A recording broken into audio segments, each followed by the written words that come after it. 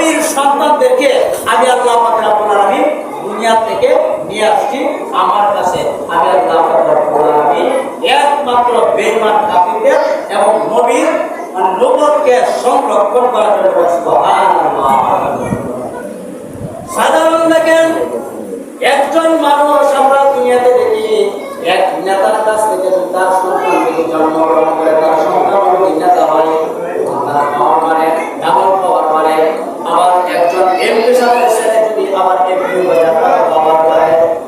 আমাদের বাংলাদেশে অনেকটা ঘটনা ছিল ব্রাহ্মণবাড়িয়া, সে নিজেও উকিল, তার সন্তানও উকিল, কিন্তু বাপ ছিল এক পক্ষে আর সন্তান ছিল আর এক পক্ষে।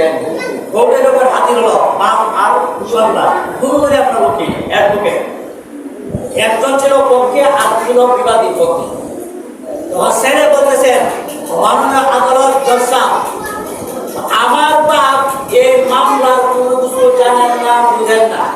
তার কারণ হলো আমি বুঝি সবকিছু। কি আমি বললাম আইন বুঝতে বলা বলতে আমি জন্ম নিয়েছি, আমি আইন না কি আমি অ্যাডভোকেটের বলে অ্যাডভোকেট আমি জন্ম নিয়েছি, কিন্তু আমার বাবা হলো হিসেবে দর্শক আইসে দর্শক বলেছে আইসে দিতে অর্থ ঠিকই আছে।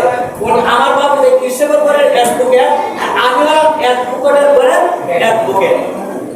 আল্লাহ পাক রব্বুল আলামিন বলেন, ও দুনিয়ার মানুষেরা, আমার নবীর যদি সন্তান ছেলে তুমি দুনিয়াতে থাকে তার অহংকার করে দেবে, তার ভিতরে তার এমন অহংকার আছে এরা সর্বশ্রেষ্ঠ নবী করে আমার বাবা হলো সর্বশ্রেষ্ঠ নবী, তার ভিতরে তার অহংকার আছে। এই কারণে আমি আল্লাহ পাক রব্বুল আলামিন অহংকার আসার আগে আমি আল্লাহ পাক রব্বুল আলামিন নবীর সন্তান ছেলেদেরকে এই দুনিয়ার ভোগ শক্তি আসার আগে তাদেরকে আমি নিয়ে আসছি। সুবহানাল্লাহ।